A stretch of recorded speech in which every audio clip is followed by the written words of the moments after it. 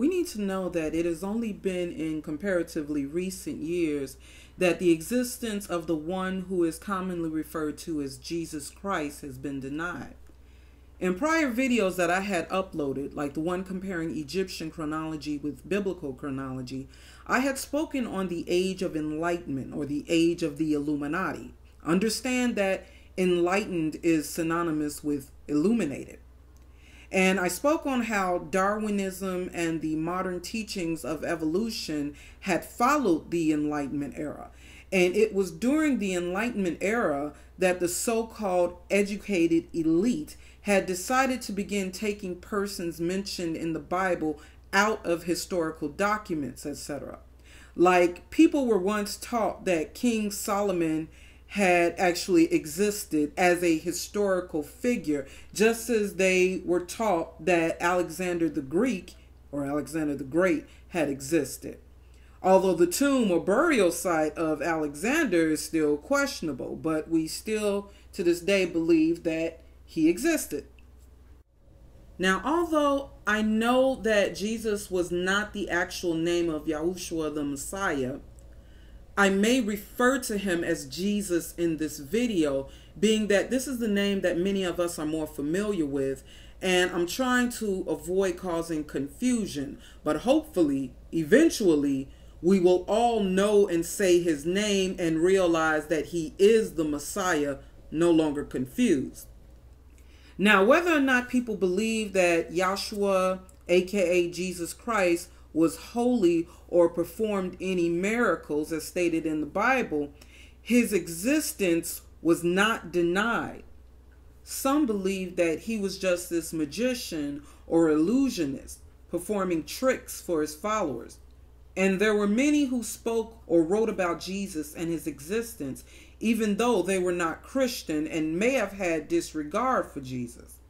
Now, Cornelius Tacitus, who lived from 56 AD to 120 AD, was a Roman orator and public official, and as described at Encyclopedia Britannica, probably the greatest historian and one of the greatest prose stylists who wrote in the Latin language. Among his works are the Histories concerning the Roman Empire from 69 to 96 AD, and the later Annals, which is a history of the Roman Empire from the reign of Tiberius to that of Nero, the years 14 through 68 AD. And the Annals are an important source for modern understanding of the history of the Roman Empire during the 1st century AD. As stated in Wikipedia, it is Tacitus's final work, and modern historians generally consider it his greatest writing and the pinnacle of Roman historical writing.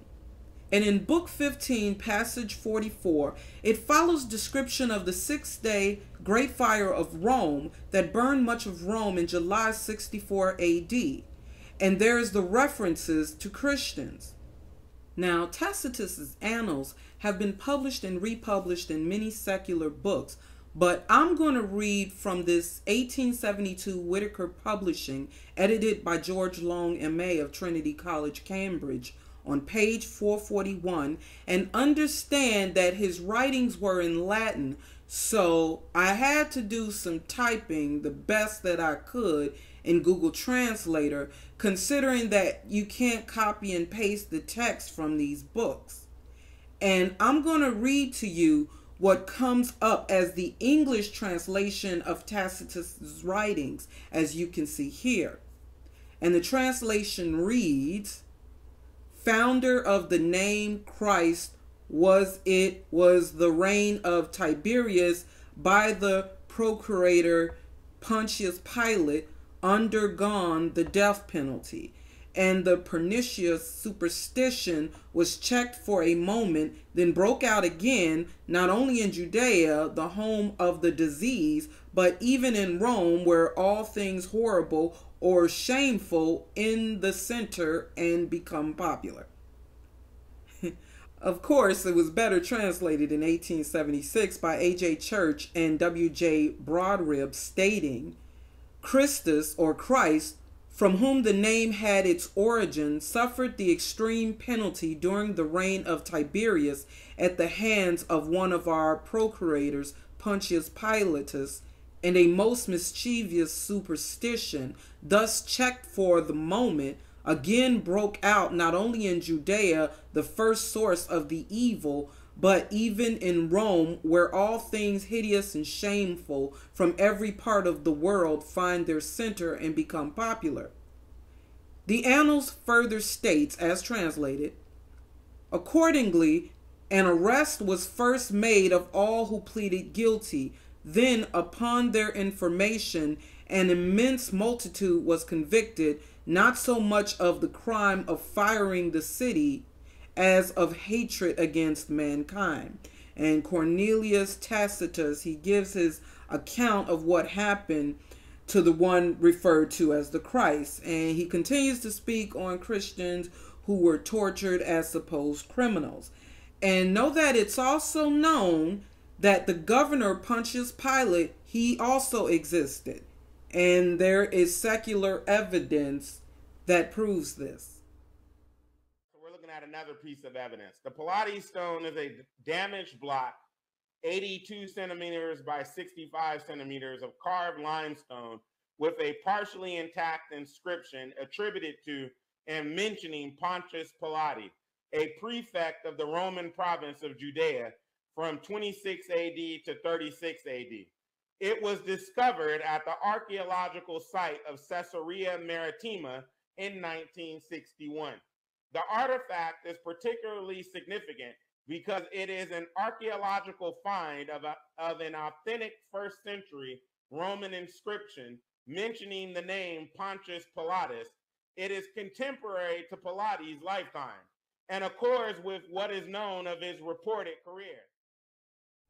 Now, of course, there are going to be the skeptics. Skeptic Interjection 1. Could Tacitus have taken his information from Christian sources? Answer. Because of his position as a professional historian and not as a commentator, it is more likely that Tacitus referenced government records over Christian testimony. It is also possible Tacitus received some of his information from his friend and fellow secular historian Pliny the Younger. Yet, even if Tacitus referenced some of Pliny's sources, it would be out of his character to have done so without critical investigation. An example of Tacitus criticizing testimony given to him even from his dear friend Pliny is found here in Annals 55. Tacitus distinguishes between confirmed and hearsay accounts almost 70 times in his history. If he felt this account of Jesus was only rumor or folklore, he would have issued his usual disclaimer that this account was unverified, but he did not. Skeptic Interjection 2. Could this passage have been a Christian interpolation or forgery? Answer. Judging by the critical undertones of this passage, it is highly unlikely.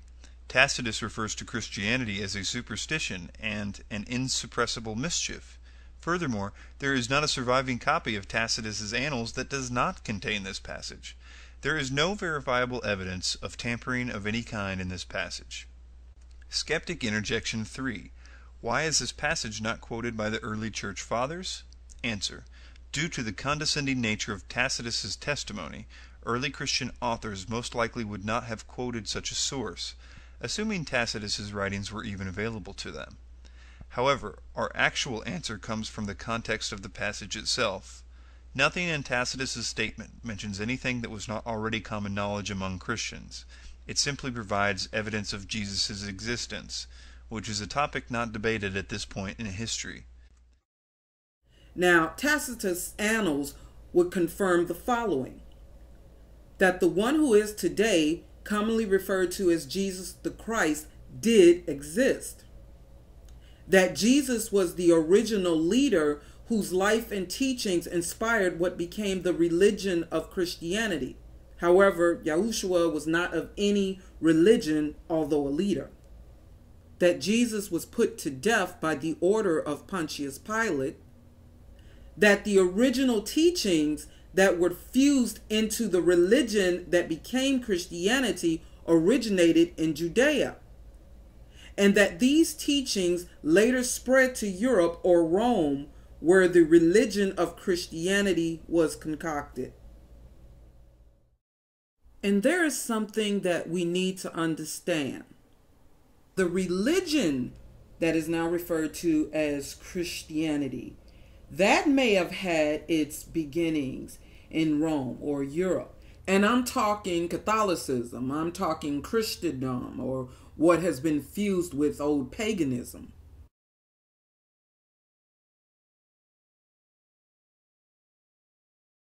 However, the original followers of the Messiah, YAHUSHUA, who was later referred to by the Europeans as Jesus, and YAHUSHUA himself were of Judea, not Europe. So the writings or teachings of the original scriptures did not originate in Europe. Lucian of Samosata, born in 120 AD and died after 180 AD, was a successful Assyrian satirist, rhetorician, and pamphleteer who acquired a Greek literary education and wrote entirely in ancient Greek, and he may have become a traveling lecturer and visited universities throughout the Roman Empire. And you can see here at Wikipedia, it states that Lucian frequently ridiculed superstition, religious practices, and belief in the paranormal. So obviously, he was not a Christian or someone who would support religious beliefs. Lucian criticized Christians through satire, trying to show that Christians are like any other religious or social group and that they can be lampooned and exposed. But despite the criticism and satire, Lucian never denied the existence of the one who many of us today refer to as Christ. In his writings, The Death of Peregrinus, 11-13, Lucian speaks critically of Christians and their choice to follow their leader, the Christ. Now, I'll be reading an English translation in the Works of Lucian, Volume 4, published in 1781 by University of Cambridge Greek professor Thomas Franklin. And in this book, Lucian, who lived in the 2nd century, speaks on the poor Christians in a laughingly manner. And on page 239, he's speaking on Christ and his followers, and he quotes, "In a very short time, he convinced them that they were all boys to him, became their prophet, their leader, grand president, and, in short, all in all to them. He explained and interpreted several of their books, and wrote some himself, insomuch that they looked upon him as their legislator and high priest, nay, almost worshipped him as a god. Their leader, whom they yet adore, was crucified in Palestine for introducing this new sect."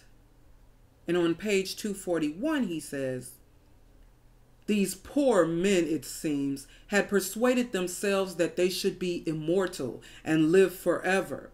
They despised death, therefore, and offered up their lives a voluntary sacrifice, being taught by their lawgiver that they are all brethren, and that, quitting our Grecian gods, they must worship their own sophist, who was crucified, and live in obedience to his laws." Skeptic Interjection 1.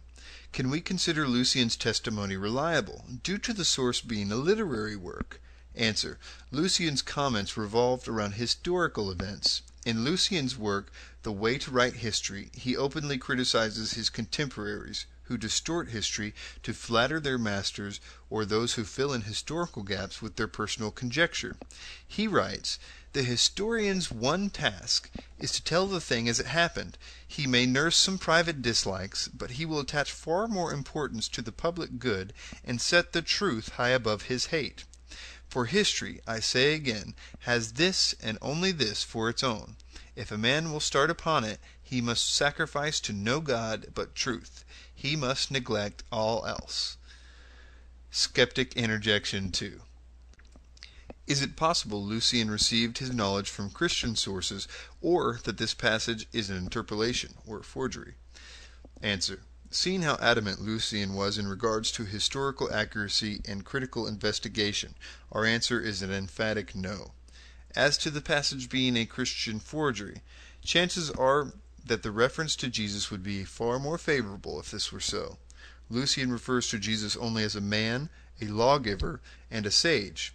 Human, not divine descriptions. He never once refers to Jesus as a god. Furthermore, there isn't anything in the above statement that reveals what wasn't already known. It merely asserts that Jesus lived, preached, and died. Remember, at this time, Christians were trying to prove Jesus' divinity, not his existence. Now, Lucian's passage reveals and confirms that the one who is commonly referred to as Jesus did exist, that Jesus was the original leader whose life and teachings inspired what became the religion of Christianity, that Jesus was worshipped by his followers, and that Jesus suffered death by crucifixion. I also want to point out what Lucian stated on the poor men, or those whom they refer to as Christians, being taught by their lawgiver to quit worshiping their Grecian gods, or the pagan gods worshipped by the Grecians and Romans, to worship their own lawgiver. And we know that the Grecian and Roman gods were inspired by or taken from Hamitic or Kemetic deities, i.e. Egyptian deities. So this says that these Christians had a belief system that was separate from the Kemetic or Hamitic religious and spiritual beliefs and teachings. Although you'll have Kemetics today who will tell you that every belief in relation to religion and spirituality goes back to ancient Egypt, and they seem to overlook Babylon. Titus Flavius Josephus, who was originally named Yosef ben Matityahu or Matthias, was born around 37 AD in Jerusalem, just a few years after the death of Jesus around 33 AD, and Josephus died in 100 AD in Rome. Now, understand that what you're seeing here is an 18th century romanticized engraving of Josephus that appeared in William Whiston's translation of his works. But remember, Josephus was born in Jerusalem. However, I will still use this image that is provided. Now, as described at Wikipedia and Britannica, Josephus was a Romano-Jewish scholar and historian who was born of an aristocratic priestly family in Jerusalem, then part of Roman Judea. And he wrote valuable works on the Jewish revolt of 66 through 70 AD and on earlier Jewish history. His major books are Against Apion, History of the Jewish War, and the Antiquities of the Jews. Now, in the Antiquities of the Jews, Book 18, Chapter 3, Josephus gives testimony of Jesus, and I will be reading his passage from the 1741 publishing, The Genuine Works of Flavius Josephus, the Jewish historian, translated from the original Greek according to Haverkamp's accurate edition by William Whiston, who was an English theologian, historian, mathematician, and a leading figure in the popularization of the ideas of Isaac Newton. Now the passage reads, "Now there was about this time Jesus, a wise man, if it be lawful to call him man, for he was a doer of wonderful works, a teacher of such men as received the truth with pleasure. He drew over to him both many of the Jews and many of the Gentiles. He was the Christ. And when Pilate, at the suggestion of the principal men among us, had condemned him to the cross, those that loved him at the first did not forsake him, for he appeared to them alive again the third day, as the divine prophets had foretold these, and 10,000 other wonderful things concerning him. And the tribe of Christians, so named from him, are not extinct at this day." Now understand that there have been two of these passages, and they only differ in the mentioning of Jesus as the Christ and the testimony of him being resurrected and appearing to his followers alive on the third day. Was Josephus convinced that Jesus was the Christ or divine Messiah, or was he sharing the testimonies of Jesus' followers, documenting it as a historian? In this passage here, from William Whiston's 1734 6 dissertations, it reads, "At the same time, there was Jesus, a wise man, if yet it be lawful to call him a man.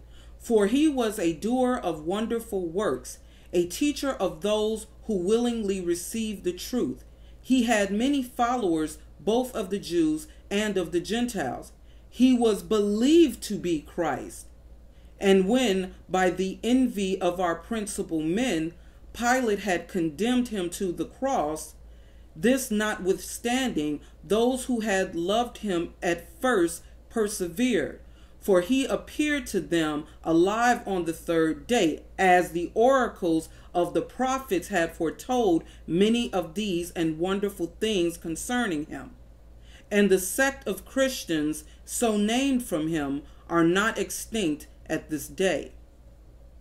Now, in Johann John's History of the Hebrew Commonwealth, published in 1828, on page 426, he explains in a dissertation that the name of Christ was well known at the time when Josephus wrote, and the meaning of the author is, "This was the Christ from whom the numerous sect of Christians are denominated," or like, "This is the Messiah," or "He is the one who they are referring to as the Messiah.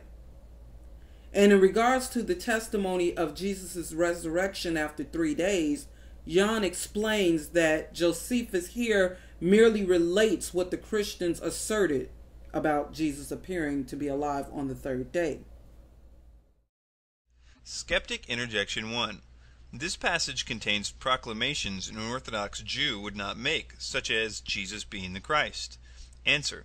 In other translations, Greek and Arabic, the suspicious statements contain disclaimers such as Jesus who was believed to be the Christ and it has been reported. This presents the theory that Josephus was recording the beliefs regarding Jesus and not necessarily his personal opinion, as a responsible historian should do. If anything, it could lead to the speculation that Christian authors did not add to the text, but rather edited it by deleting the disclaimers. You should also realize that the earliest versions of Antiquities contain this passage as it is presented in the first case.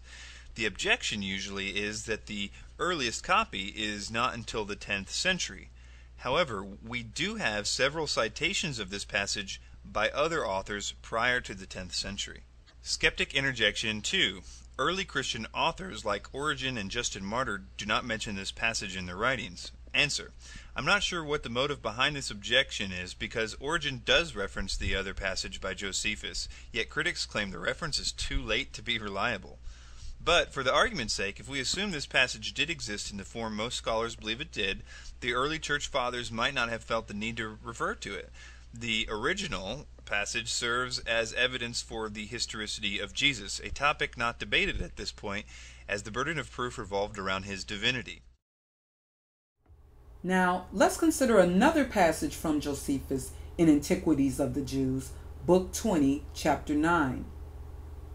The high priest Ananus, believing that he had found a proper time to exercise his authority, Festus the procurator being dead and Albinus only upon the road, appointed a council of judges, and bringing several before him, among whom was the brother of Jesus, who is called Christ, whose name was James, he accused them of acting against the law and delivered them up to be stoned.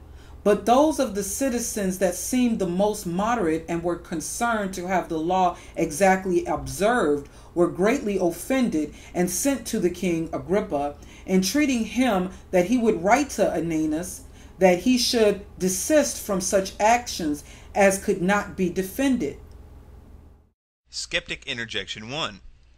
Is it possible this passage was a forgery by early Christians? Answer.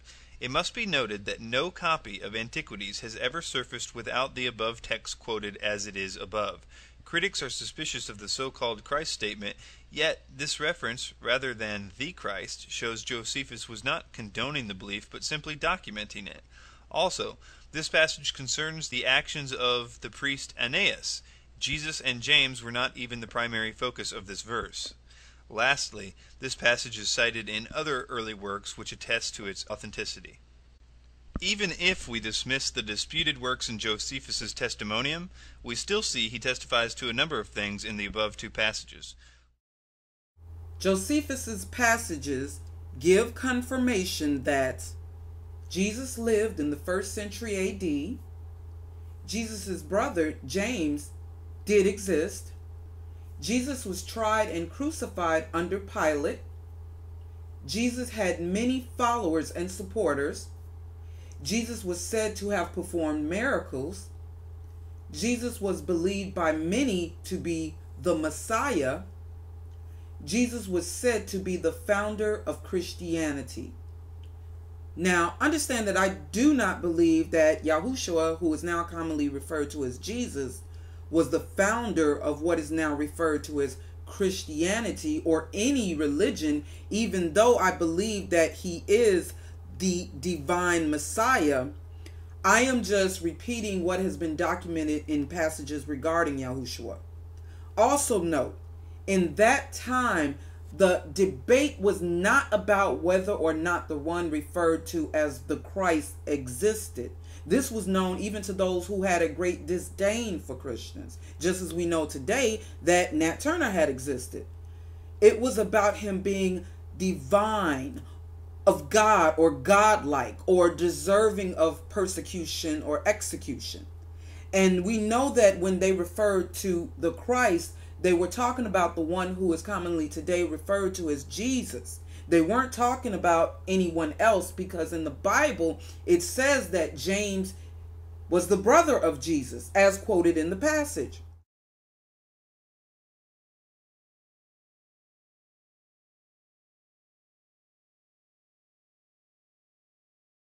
And speaking of those who had a great disdain for or hatred of Christians, Pliny the Younger, who lived from around 61 CE to 113 AD, was a Roman governor over Bithynia and Pontus, now in Turkey, and he was an author and administrator who left a collection of private letters that intimately illustrated public and private life in the heyday of the Roman Empire. And he viewed Christianity as a political association that could be potentially harmful to the empire, and its practices was outside the religious practices of Rome. Thus, Pliny the Younger interrogated, persecuted, tortured, and executed Christians, and after accounting how many, or that so many people were being endangered and executed, Pliny the Younger consulted Emperor Trajan, and in his letter to the emperor, he had stated, "This is the method I have followed with those who were brought before me as Christians. I asked them directly if they were Christians. The ones who answered affirmatively, I questioned again with a warning, and yet a third time. Those who persisted, I ordered or led away. Those who denied that they were or ever had been Christians when they swore before me, called on the gods and offered incense and wine to your image, along with images of the gods, and also cursed Christ, which it is said it is impossible to force those who are real Christians to do. I thought worthy to be acquitted. Others, named by an informer, said they had been Christians but now denied it. These all worship both your image and the images of the gods and cursed Christ.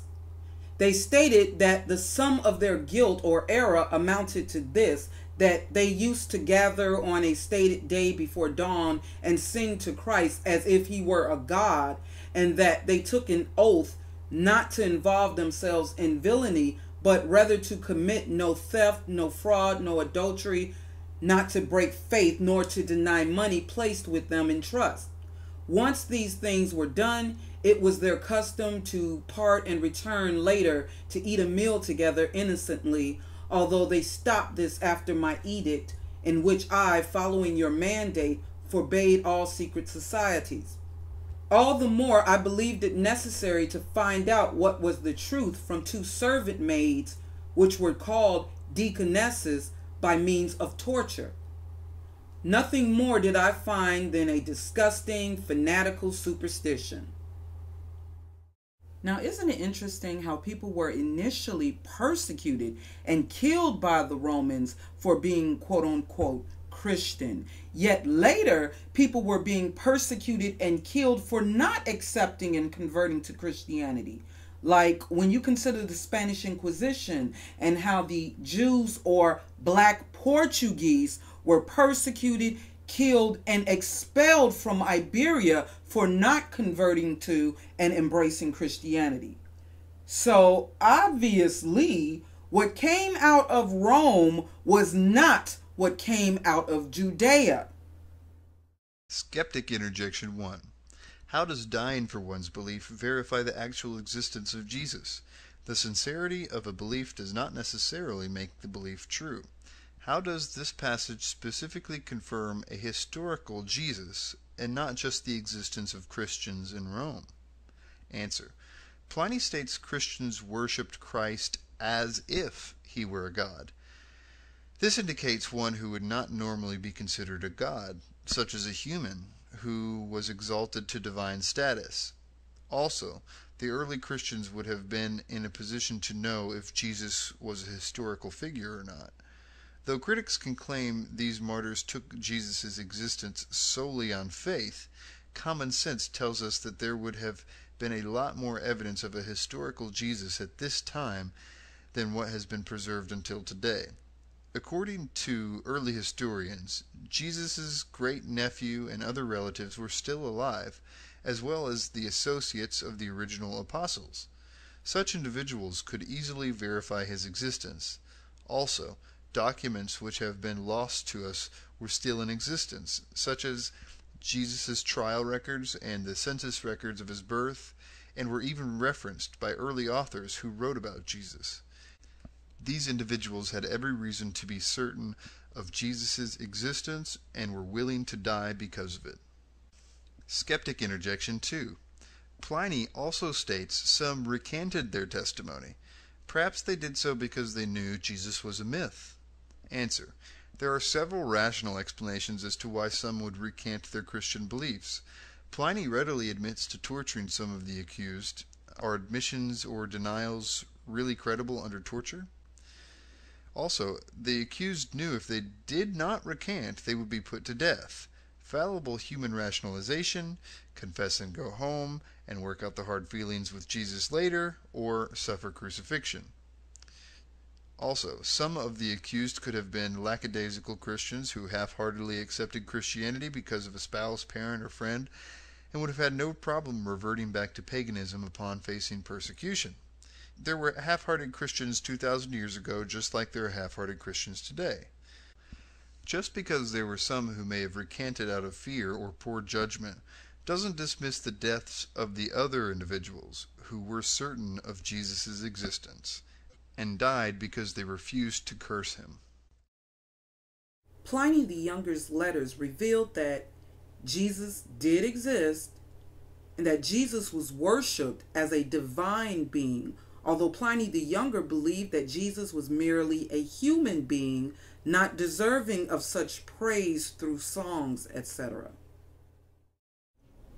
Celsus was a 2nd century Greek or Roman philosopher and author, writing during a time when Christianity was being persecuted, and we mainly know about his work because the Christian philosopher Origen quoted him at great length in Contra Celsum, or Against Celsus, a refutation written in 248 AD.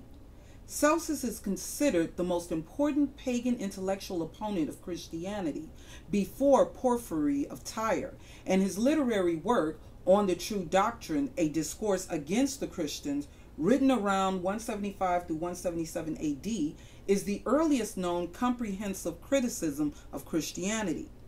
In Celsus's writings, he blamed Moses for the corruption of the ancient religion, but his harshest criticism was reserved for Christians who, as Celsus stated, walled themselves off and break away from the rest of mankind, and he mimics the exact accusations brought against Jesus by the Pharisees.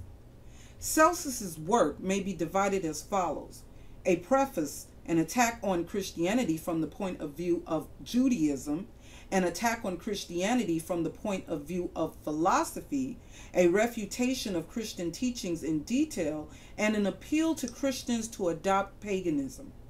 In the preface, Celsus forecasts the general plan of his attack by describing in the first place the general character of Christianity, and then proceeding to accuse both Christian and Jew of separatism, that is to say, of arrogating to themselves a superior wisdom.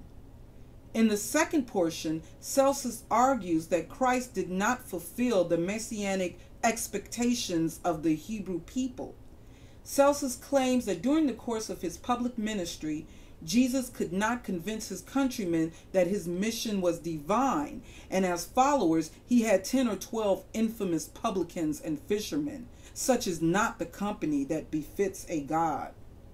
Celsus writes in addressing Christianity, "First, however, I must deal with the matter of Jesus, the so-called Savior, who not long ago taught new doctrines and was thought to be a son of God. This Savior, I shall attempt to show, deceived many and caused them to accept a form of belief harmful to the well-being of mankind. Taking its roots in the lower classes, the religion continues to spread among the vulgar." And Celsus claimed that Christianity thrives in its pure form among the ignorant. Celsus accused Christians of setting up a church that diverted allegiances that should be properly be the state's, and in worshiping a man, Jesus, instead of God or a God, thus building up a mere man at the expense of the gods. And he said that not only were Christians building up a man, Jesus, at the expense of God, but since he was dead, Celsus accused them of blasphemy in worshiping a corpse, acknowledging that Jesus was once a living human being, but Celsus believed that Jesus was merely a human. Celsus does not deny that Jesus performed miracles, but not because he was the Son of God. He claimed that Jesus was a master magician and illusionist trained in Egypt. Celsus denies the virgin birth, claiming that Jesus' mother, Mary, was adulterous, which is also what the Talmud claims, suggesting that Mary was a poor spinner who was married to a carpenter and had committed adultery with a Roman soldier, which Origen considered to be a fabricated story. Celsus claims that when Mary gave birth to her illegitimate son, he went to Egypt and learned magic and prestidigitation. Other people can do similar tricks, so what exactly entitles Jesus thereafter is a mishmash of different traditions, as he stated. In Celsus's writings on the true doctrine, a discourse against the Christians, Celsus attacks the Christian doctrines of creation, original sin, redemption, incarnation, and resurrection. He decries the idea that crucifixion, the type of death penalty reserved by the Romans for the lowest class, could be divine. In the fifth and last portion of his work, Celsus invites the Christians to abandon their cult and join the religion of the majority. He defends the worship of idols, the invocation of demons, the celebration of popular feasts, urging, among other considerations, that the Christian who enjoys the bounties of nature ought, in common gratitude, to render thanks to the powers of nature. He concludes his treatise by an appeal to Christians to abandon their vain hope of establishing the rule of Christianity over all the earth. He invites them to give up their life apart and take their place among those who by word and deed in active service contribute to the welfare of the empire. The church's usual tactic for dealing with hostile writings was to ignore them, and this is how the church chose to respond to Celsus, and this was the initial view taken by Origen, but he was encouraged by church leaders to write a response to the views expressed by Celsus because of his claim that no self-respecting philosopher of the Platonic tradition would ever be so stupid as to become a Christian. Skeptic Interjection 1. Celsus also states, "It is clear to me that the writings of the Christians are a lie, and that your fables are not well enough constructed to conceal this monstrous fiction." So how do we know that Celsus is referring to a historical Jesus and not just debating a myth of Jesus? Answer. There are two very important facts regarding Celsus which make him one of the most important witnesses in this discussion. Though most secular passages are accused of being Christian interpolations, we can accept with certainty that this is not the case with Celsus. The sheer volume of his writings, specifically designed to discredit Christianity, coupled with the hostile accusations presented in his work, dismissed the chance immediately. Also, the idea of Celsus getting his information entirely from Christian sources, another recurring accusation against secular evidence, is wholly absurd. He is obviously aware of his opponent's belief, as anyone who is engaging in a debate should be. Celsus wrote his exposition in a form of dialogue between a, quote, Jewish critic and himself. This gives us cause to believe that he used non-Christian, probably Jewish, sources. Evidence which shows Celsus to be refuting aspects of a historical Jesus is as follows. Number 1. Satisfied with his presentation of evidence, Celsus offers his conclusion that Jesus was only a man, not a myth, or a god, as the apostles had claimed. That's pretty clear that he thought that he existed. On Jesus' miracles, he writes, Jesus, on account of his poverty, was hired out to go to Egypt. While there, he acquired certain magical powers. He returned home highly elated at possessing these powers, and on the strength of them gave himself out to be a god. It was by means of sorcery that he was able to accomplish the wonders which he performed. Let us believe that these cures, or the resurrection, or the feeding of a multitude with the few loaves, these are nothing more than the tricks of jugglers. It is by the names of certain demons and by the use of incantations that the Christians appear to be possessed of miraculous power. Not only does Celsus confirm Jesus' existence here, he also tries to debate the source of his miracles.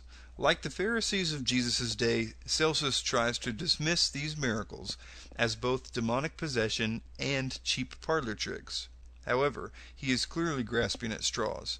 On one hand, Celsus accuses Jesus of performing magic learned in Egypt, then later states it is by the power of possession, then states the miracles were not really miracles at all, but were illusionary tricks performed by a deceiver, then finally states that the miracles never occurred. Instead of denying the alleged events, Celsus offers alternative theories to the early Christian claims, like the virgin birth being a cover-up for an illegitimate pregnancy, and the miracles actually being the works of sorcery. If he was discussing a mythical character, he would not have needed to go to such lengths, but to merely have dismissed Jesus as a myth. After all, there is no easier way to discredit a religion than to assert its founder never existed. Of course, this is the argument Celsus never makes. Celsus refers to his belief that the claims such as the virgin birth and the resurrection were embellishments created by Christians, not that Jesus himself was a myth. Celsus was debating the claims of Jesus' divinity, not his existence. Celsus confirms Jesus' death by crucifixion, although he claims the only wounds Jesus received were those inflicted by the crucifixion, thus denying any previous torture had taken place. On the crucifixion, Celsus writes, Jesus accordingly exhibited after his death only the appearance of wounds received on the cross, and was not in reality so wounded as he is described to have been. In this statement, Celsus contradicts himself yet again when he later states that Jesus was probably never even crucified, but instead had an impostor die in his place. If he was discussing a mythical character, he would not have needed to go to such lengths, but to merely have dismissed Jesus as a myth. After all, there is no easier way to discredit a religion than to assert its founder never existed. Of course, this is the argument Celsus never makes. Celsus's passages gives confirmation that Jesus did exist, Jesus' mother Mary did exist, Jesus had 10 or 12 apostles whom Celsus referred to as publicans. Jesus performed acts which were believed to have been miracles. Jesus was believed to be divine by many. Jesus was put to death or crucified. Gaius Suetonius Tranquillus, who was born in North Africa and lived from around 69 AD to sometime after 122 AD, was an antiquarian, historian, and scholar who held administrative positions at the imperial court under the Roman emperors Trajan and Hadrian, and he was an annalist and biographer who wrote during the imperial era of the Roman Empire. Suetonius' most important surviving work, De Vita Caesarum, commonly known as the 12 Caesars, is a set of biographies of 12 successful Roman rulers from Julius Caesar to Domitian. Suetonius records history which corroborates historical evidence of the Bible scriptures at Acts 18, verse 2, which states that Claudius had commanded all Jews to depart from Rome. Claudius refers to the fourth Roman emperor, Tiberius Claudius Caesar Augustus Germanicus, who ruled from 41 to 54 AD. Suetonius also records the expulsion of Jews from Rome and confirms their faith inspired by or influenced by the one referred to as Christ or the Christ in the 12 Caesars. In the biographical section on the life of Emperor Claudius, it reads, "He banished from Rome all the Jews who were continually making disturbances at the instigation of one Chrestus." Skeptic Interjection 1. Because Suetonius misspells Christus as Chrestus, is it possible that he was referring to someone else? Answer. Because Chrestus was an actual Greek name, critics speculate Suetonius may have been referring to a specific civil agitator. I would like to present a few arguments as to why I feel this is a reference to Jesus. In order to get as close to the author's intent as possible, this is the passage as it exists in the original Latin. Suetonius seems to imply the word Christus as a title, not as a reference to a particular rebel. Though I have seen critics cite the passage as a certain one, Christus, we can see that this is incorrect by the lack of the original quodam in the original Latin. Suetonius uses the word instigation, not instigator. The Latin word referring to an instigator is impulsor, but the term referring to an instigation is impulsore. And this is the word Suetonius uses, thus affirming the belief that he is using the word Christus as a title and not as a name. It was common for both pagan and Christian authors to spell the name using either an E or an I, and we know that the Christian authors were obviously referring to Jesus when they spelled the name Christus. Tertullian criticizes pagan disdain or hate for Christianity and points out the fact that they can't even spell the name correctly. He implies the common misspelling of Crestius by their use of the term Christians. He writes, "Most people so blindly knock their heads against the hatred of the Christian name, it is wrongly pronounced by you as Christians, for you do not even know accurately the name you hate. But the special ground of dislike to the sect is that it bears the name of its founder." Apology, chapter 3. Suetonius' documented history confirms that the Bible scripture at Acts 18:2 gives accurate historical information on the Jews being expelled from Rome by Emperor Claudius in the 1st century AD. Jesus obviously had a great influence on the Jews if he was being referred to as an instigator. Jesus inspired the faith of many Jews. Christus or Jesus did exist. Dallas was an early historian and chronologer who wrote in Koine Greek, although he was believed to have been a Samaritan. Dallas is sometimes cited for details on Syrian and Assyrian history and was identified by Eusebius of Caesarea in his chronicle as the author of a brief compendium covering the years from the fall of Troy in 1184 BC to the 167th Olympiad around 109 BC. Most scholars date Dallas's work to around 50 AD, although most of his work has been lost and are in fragments. Some of his writings were quoted by Eusebius of Caesarea, Theophilus of Antioch, and multilingual philosopher Sextus Julius Africanus, who was a traveler and a historian of the late 2nd and early 3rd century. Julius Africanus was considered the father of Christian chronography. He wrote Chronography, a history of the world, in 5 volumes, and he debated Thales' explanation of the midday darkness which occurred during the Passover of the crucifixion of the Christ. The Bible speaks of the Messiah's crucifixion and how darkness came over the land. In Luke 23:44-45, it reads, "It was now about noon, and darkness came over the whole land until 3 in the afternoon, for the sun stopped shining." And Matthew 27:51 speaks of an earthquake. Julius Africanus writes, "On the whole world there pressed a most fearful darkness, and the rocks were rent by an earthquake, and many places in Judea and other districts were thrown down. This darkness, Thales, in the 3rd book of his history, calls, as appears to me without reason, an eclipse of the sun. For the Hebrews celebrate the Passover on the 14th day according to the moon, and the Passion of our Savior falls on the day before the Passover, but an eclipse of the sun takes place only when the moon comes under the sun. And it cannot happen at any other time but in the interval between the first day and the new moon and the last of the old, that is, at their junction. How then should an eclipse be supposed to happen when the moon is almost diametrically opposite the sun?" It also reads that Phlegon of Trials records that in the time of Tiberius Caesar, at full moon, there was this full eclipse of the sun from the 6th hour to the 9th.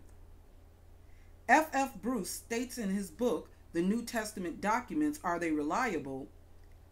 Africanus stated his objection to the report, arguing that an eclipse of the sun cannot occur during the full moon, as was the case when Jesus died at Passover time. The force of the reference to Thales is that the circumstances of Jesus' crucifixion were known and discussed in the imperial city as early as the middle of the 1st century. The fact of Jesus' crucifixion must have been fairly well known by that time, to the extent that unbelievers like Thales thought it necessary to explain the matter of the darkness as a natural phenomenon. Skeptic Interjection 1. Why doesn't Pliny the Elder or Senencia mention this event in their writings? Answer. Pliny focused his writings on natural astronomical events that had physical scientific explanations. It is doubtful that he would have found it necessary to record an event of supernatural origin. I can also find no mention of him being in Judea at the time, so it is doubtful he would have mentioned it if he did not witness the events firsthand. Seneca focused his writings on dramas, dialogues, and tragedy, and like Pliny, it is doubtful he was in Judea during this event. Skeptic Interjection 2. Because Thales' and Phlegon's work exist only in fragments, can their testimonies be considered reliable? Answer. This is something the reader will have to determine on their own. Africanus was an honest, qualified author who did not alter the quotes to serve his own purpose. This is very likely considering what we know about Africanus. Africanus's methods were highly respected by his peers. He was often quoted by other authors. He had even chastised his friend and fellow Christian Origen for citing information from a spurious, unreliable source. It also must be noted that Thales never said this eclipse did not happen, but instead was trying to actually come up with a scientific explanation to the eclipse instead of assigning it to divine origins. Thales' writings reveal that the Bible scriptures at Luke 23:44 and 45 documented an actual occurrence that prompted explanations and debates. And considering that Africanus gave such a detailed rebuttal to Thales' explanation for the unusual occurrence, this confirms that Jesus was crucified and that he was crucified at the time of the Passover. Mara bar Serapion was a Syriac Stoic philosopher in the Roman province of Syria who wrote a letter to his son from prison after 73 AD, encouraging his son in the pursuit of wisdom, pointing out the bad things that happen to those who persecute wise men. In his letter he wrote, "For what advantage did the Athenians gain by the murder of Socrates, the recompense of which they received in famine and pestilence? Or the people of Samos by the burning of Pythagoras, because in 1 hour their country was entirely covered with sand. Or the Jews by the death of their wise king, because from that same time their kingdom was taken away. For with justice did God make recompense to the wisdom of these three. For the Athenians died of famine, and the Samians were overwhelmed by sea without remedy, and the Jews, desolate and driven from their own kingdom, are scattered through every country. Socrates is not dead because of Plato, neither Pythagoras because of the statue of Juno, nor the wise king because of the laws which he promulgated. Skeptic Interjection 1. How do we know that this passage is in reference to Jesus? 1. Jesus was a Galilean Jew. 2. He was executed. Jesus was crucified after the Jews appealed to Pilate to have him crucified. 3. After his death, Jerusalem and the temple were destroyed. This occurred in 70 A.D. after Jesus' death. 4. The Jews were dispersed after his death. The Jews abandoned Judea after the Roman attack of 70 A.D. And they were taken into captivity from Jerusalem.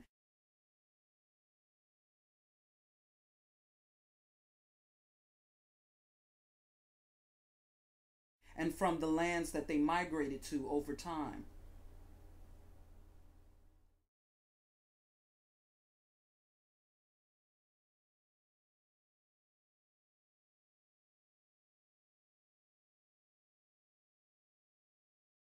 He was a teacher. Jesus was a rabbi or teacher. He lived on after death, and the teachings founded the Christian faith. He was a wise king. Jesus was mocked by the Romans as the king of the Jews. The messianic prophecies fulfilled by Jesus referred to the coming Messiah as king. Christians believed that Jesus was their spiritual king. Jesus was born of the royal line of King David. Marabar Serapian's letter confirms that Jesus did exist. Jesus was considered to be wise, considering that he's being grouped with great philosophers like Socrates and Pythagoras. Jesus was a leader, considering that Serapian's referring to him as a king. Jesus was the leader of the Jews. Jesus was executed, which was an act that was seen by Christians and obviously some non-Christians as being an unjust act against him. The Talmud, or the Babylonian Talmud, is an ancient record of Jewish history and is the central text of rabbinic Judaism, religious law, and Jewish theology. The Talmud consists of documents compiled over the period of late antiquity, about the 6th century. Although the Talmud does not accept the one referred to as Jesus as being any sort of divinity, it confirms the belief that Jesus was executed, thus acknowledging his existence, at least as a human. The Talmud passage at Sanhedrin 43a reads, "On the eve of Passover they hanged Yeshua of Nazareth. And the herald went forth for 40 days, saying, Yeshua of Nazareth is going forth to be stoned, in that he hath practiced sorcery, and beguiled and led astray Israel.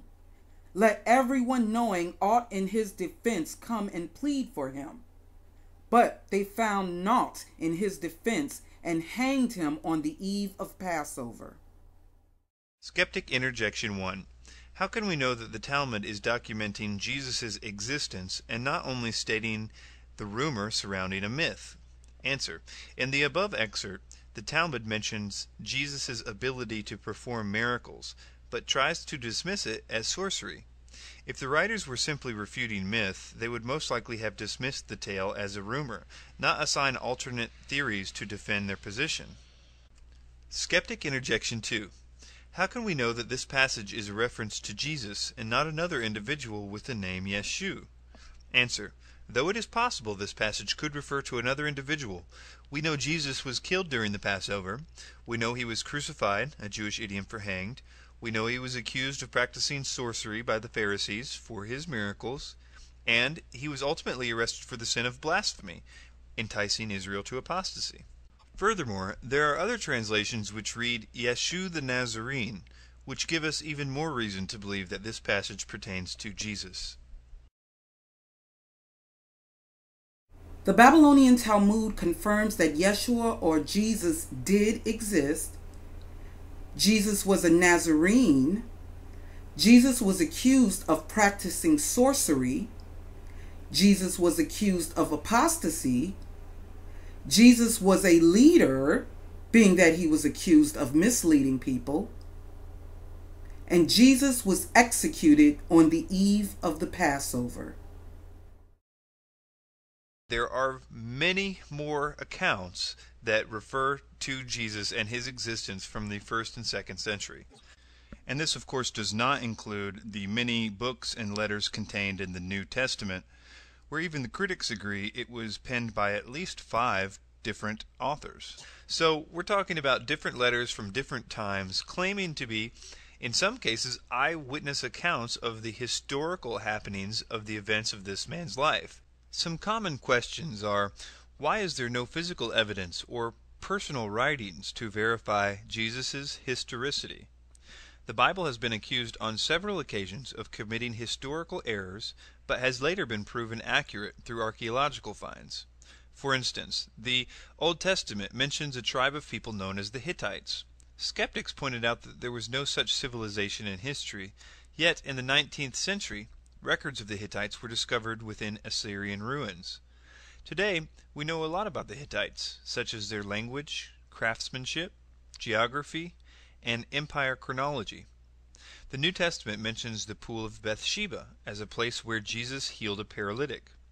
No such location was known to exist until it was discovered in Jerusalem as a place where the sick would gather to seek healing. Just because an artifact has not yet been recovered does not mean none exists. In regards to personal writings, Socrates, for example, exists only in the writings of his students. There is not a single document still in existence that contains his original works. If we apply the same logic with Socrates, skeptics use to determine Jesus' historicity, we must assume Socrates was a figment of the imagination of his students. But if we are to accept Socrates as a historical figure based on 4 secondary accounts, we must also accept Jesus as a historical figure whose life was documented by his disciples, historians, and those who rejected his divine claims. In conclusion, a lot of evidence has been presented during this discussion to confirm Jesus Christ as a historical figure. We have viewed accounts taken from numerous authors of different theological backgrounds, and we have answered some common skeptic questions concerning Jesus' historicity. I purposely avoided using biblical evidence to support the existence of Jesus because that would be using the Bible to prove the Bible. Instead, we focused this study on extra-biblical sources. However, early Christian historians and witnesses were unanimous in their accounts that several New Testament books were written by eyewitnesses of both Jesus and the apostolic ministries. If these authors were indeed eyewitnesses, we can believe that they also provide evidence to the historicity of Jesus. And let me share some ancient artwork with you, or what can be referred to as ancient graffiti. Now, this is from historyofinformation.com. The article is titled, Probably the Earliest Surviving Image of the Crucifixion, an Anti-Christian Graffito.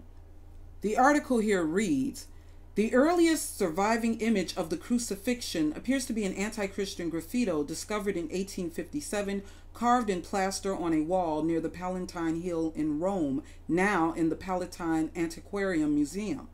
A Greek inscription translated as Alexamenos worshiping his god is scratched on the graffito, causing it to be known as the Alexamenos graffito. The date of this graffito has been estimated as between 50 and 250 CE. And let me read a little more detail on this from Wikipedia. The image depicts a human-like figure affixed to a cross and possessing the head of a donkey or mule. In the top right of the image is what has been interpreted as either the Greek letter upsilon or a tall cross. To the left of the image is a young man, apparently intended to represent Alexamenos as a Roman soldier or guard, raising one hand in a gesture, possibly suggesting worship. Also, beneath the cross, there's a caption that's written in crude Greek, and it is believed to be a Greek word which means worship. The full inscription can be read as Alexamenos worships his God. Another inscription in different hand reads, Alexamenos is faithful, or Alexamenos the faithful. And this may be a retort by an unknown party to the mockery of Alexamenos represented in the graffiti. Now, the estimated date of this graffiti is between 50 and 250 AD, and it has been interpreted as being blasphemous. The inscription is usually taken to be a mocking depiction of a Christian in the act of worship.